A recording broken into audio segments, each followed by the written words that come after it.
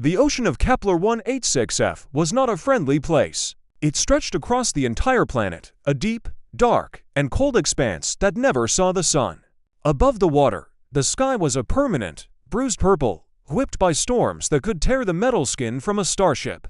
For 1,000 years, this world had belonged to the Xylos, a species of intelligent cephalopods who had evolved in the crushing depths. They called themselves the Deep Singers, and they believed they were the true masters of all water in the galaxy. The Xylos were not like humans. They had no bones, no need for air, and no fear of the dark. Their bodies were masses of translucent, color-changing flesh with hundreds of fine tentacles that could sense the tiniest vibration in the water for miles. They built cities of living coral and volcanic glass in trenches where the pressure would turn a human submarine into a crushed can. Their ships were not metal.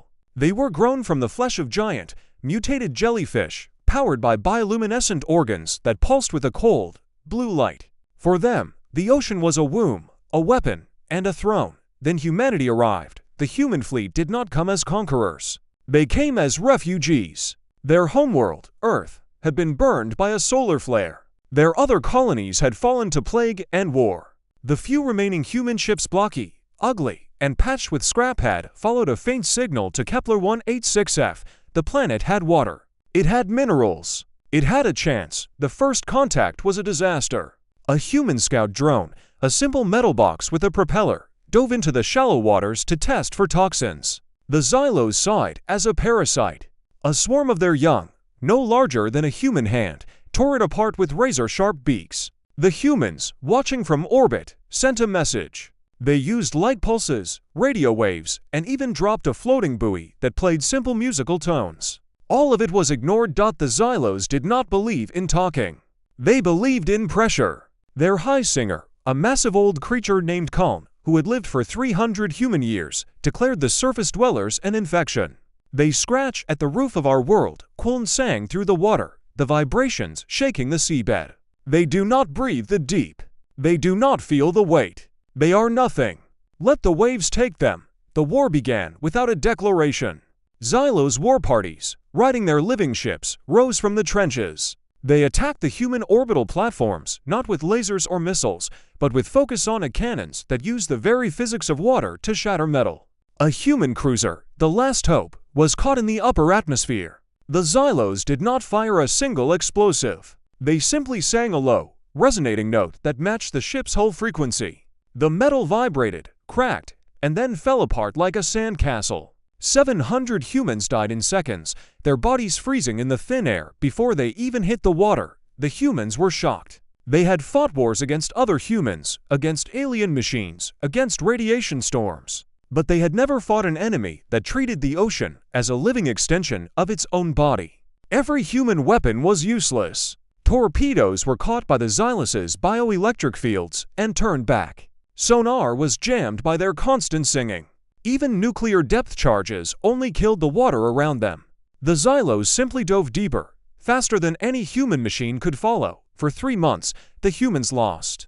They lost their best ships. They lost their landing zones. They lost hope.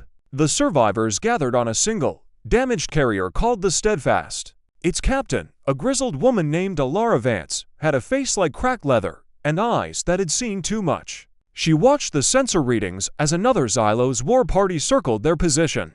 Waiting for the right moment to strike, they own the waves, whispered her tactical officer, a young man named Chen. Every time we fight in the water, we lose. It's their home. Alara did not answer. She stared at a different screen.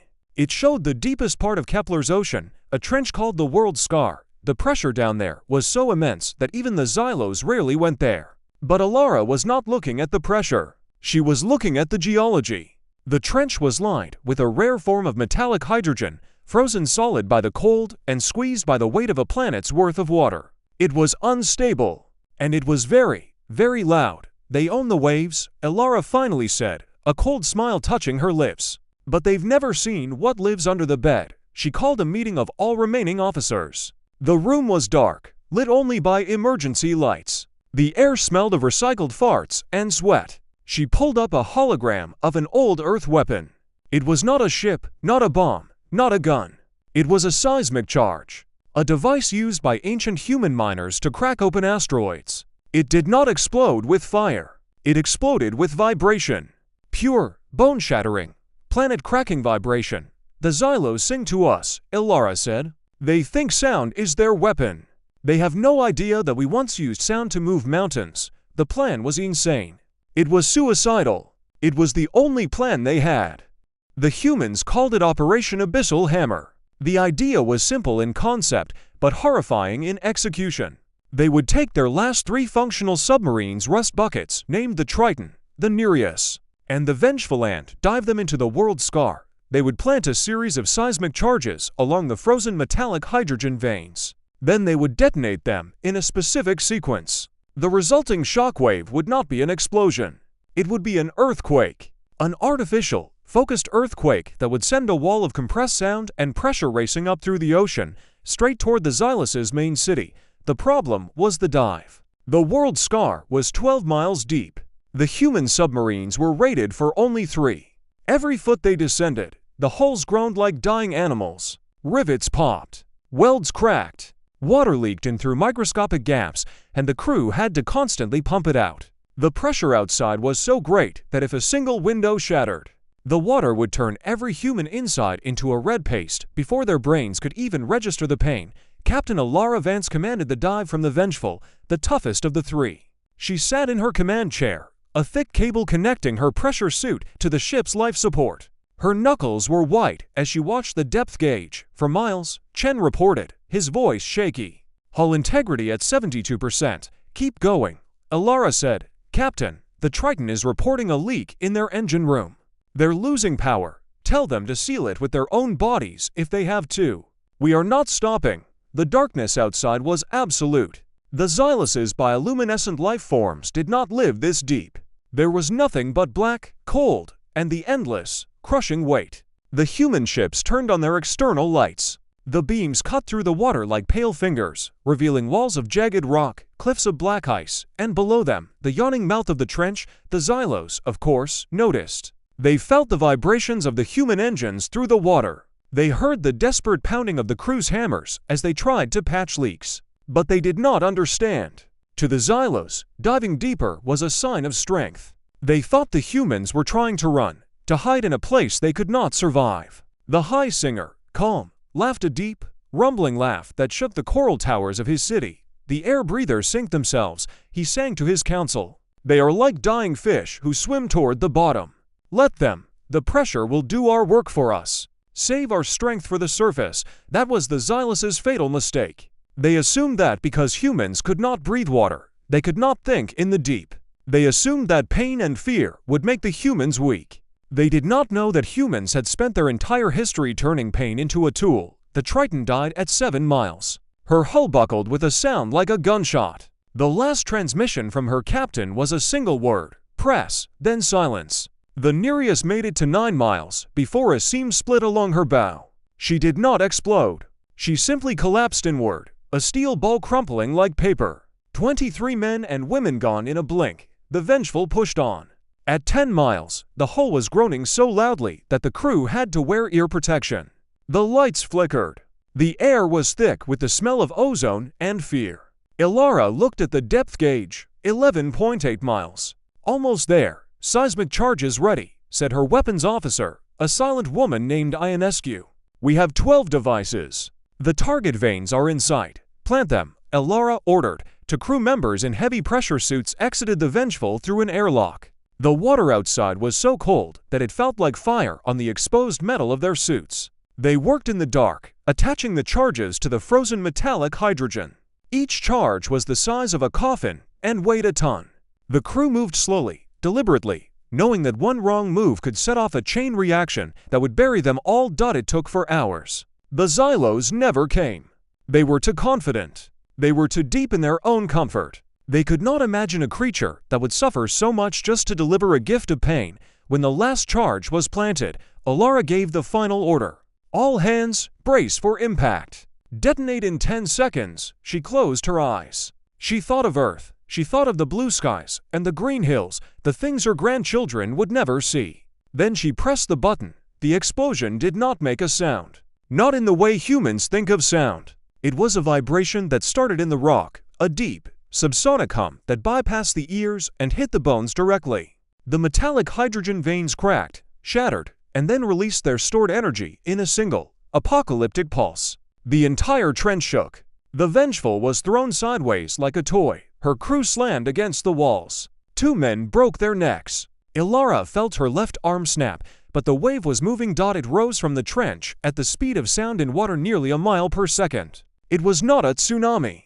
Tsunamis move water. This moved the planet's crust. The seabed itself vibrated, sending a compression wave upward through the liquid column.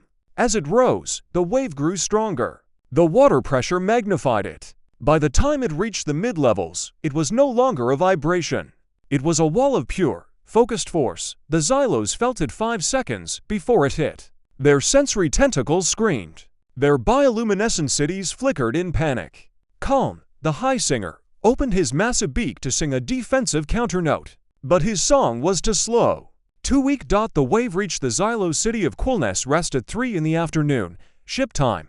Every coral tower for 50 miles shattered into dust. Every living ship was torn apart, their jellyfish flesh ripped from their skeletons. The Xylos themselves, beings who had never known a force they could not flow around or dive under, were simply unmade. Their liquid bodies were shredded by the oscillating pressure, their neural tissue scrambled by the vibrations. In 1 second, a civilization that had ruled the ocean for 1,000,000 years ceased to exist. The wave did not stop there. It raced upward, past the ruins, past the mid-level hunting grounds, past the shallow nurseries where young Xylos learned to sing. It hit the surface and kept going, punching a hole in the ocean itself. A column of water, 2 miles wide, shot into the purple sky like a spear of liquid diamond. The orbiting human ships watched in awe as a mushroom cloud of steam and mist rose from the planet, visible from space. Then the ocean fell back. And there was silenced. The Vengeful did not survive the dive back to the surface. She was too damaged. Her engines were dead. Her hull was cracked in 1,000 places. The water was rising in the lower decks, and the crew was gathered in the command center, a small bubble of air and light in a world of crushing dark. Captain Ilara Vance stood at the viewport, her broken arm wrapped in a makeshift splint, watching the distant lights of the Xylos cities flicker and die. "Is it over?" asked Chen, his face pale and streaked with blood from a cut on his forehead. Ilara nodded. "The wave killed everything within 200 miles. The rest will starve. Their food web is gone. Their breeding grounds are shattered. They're done." A young ensign, a girl no older than 19, started to cry. Not from sadness, from relief. Others joined her. They had done it. They had won. But the victory felt cold. It tasted like ash and seawater. "Captain," Ionescu said, pointing at a screen. "We have a message. It's from the surface." Ilara limped to the screen. The message was not in human code. It was a vibration pattern, a song. But it was not a song of war. It was slow, weak, and broken. It was the song of a dying creature. Ilara ordered a translation. The ship say I worked for 10 minutes, cross-referencing Xylos vocal patterns from old scout recordings. Finally, a single sentence appeared on the screen. "You broke the deep. What are you?" Ilara stared at the words for a long time. She thought of the Triton and the Nereus. She thought of the 700 on the Last Hope. She thought of Earth, burning under a dying sun. She thought of all the times humans had been told they could not survive, could not fight, could not win. She took a deep breath. Then she recorded a reply. She did not use a song. She did not use vibration. She used simple, raw, human radio waves. Her voice was rough and tired, but it carried a weight that no ocean could crush. "We're the ones who held the waves," she said. "And we command the abyssal depths. This is our ocean now. Surface, surrender, or we will crack your planet open like an egg." There was no answer. The Xylos did not sing again. The next day, a single Xylos scout ship rose from the deep. It was small, wounded, and flying a white flag made of bleached coral. Inside was a young Xylos, barely old enough to sing. It carried a message from the surviving elders. The war was over. The humans could have the shallow waters. The deep would belong to no one. The humans did not celebrate. They did not cheer. They simply began to build. They used the Xylos' own coral technology, reverse-engineered from captured ships, to construct floating cities. They built desalination plants. They built farms of glowing algae. They built schools and hospitals and parks. They brought their children, their old people, their last remaining dogs and cats and seeds of wheat, and they built a monument. It stood on the edge of the world scar, the trench where the Vengeful had made her final dive. The monument was a simple stone pillar, carved with the names of every human who had died in the war. At the top, there was no statue of a hero, no eagle, no flag. There was a single, unadorned steel beam. It was the last piece of the Vengeful's hull, twisted and scarred by the pressure. Beneath it, carved into the stone in 6 different human languages, were the words, "They held the waves. We commanded the abyss. Never forget which is heavier." Years passed. The human colony grew. The Xylos stayed in the deepest trenches, a broken people who never forgot the sound of their world cracking. Occasionally, a young Xylos would venture too close to the human cities, curious about the air breathers. The humans did not attack. They did not enslave. They simply pointed to the monument and said nothing. The Xylos learned to fear the silence. They learned that humans did not need to sing to be heard. They learned that the loudest sound in the universe was not an explosion or a crashing wave. It was the sound of a human deciding that losing was not an option. And deep in the abyss, where the light never reached, the old Xylos told their children a new story. It was not a story of pride or power. It was a story of warning. Beware the surface, they sang. Beware the creatures who breathe there. They are soft. They are slow. They drown in our world. But they carry the weight of their own graves on their backs. And when they fall upward. The children did not understand. But they remembered the vibration. They remembered the day the ocean screamed. And they never, ever forgot the name of the species that had taught them that the deepest darkness is not the bottom of the sea. It is the bottom of the human heart. The colony on Kepler 186f is still there today. It is not a paradise. The storms still rage. The water is still cold. The Xylos still watch from the dark. But the humans do not fear them anymore. They have built a new world, not by conquering the ocean, but by learning to live with its memory. And every year, on the anniversary of the dive, Captain Alara Vance, now an old woman with gray hair and a mechanical arm, walks to the monument. She places a single flower in the water. It is a rose, grown in a hydroponic garden, the last living link to a green earth that exists only in stories. She watches the rose sink. She watches it disappear into the dark. And she whispers the same words she whispered on the Vengeful, just before she pressed the button. We are still here. The waves do not answer. They never do, but the abyss listens. And it is afraid.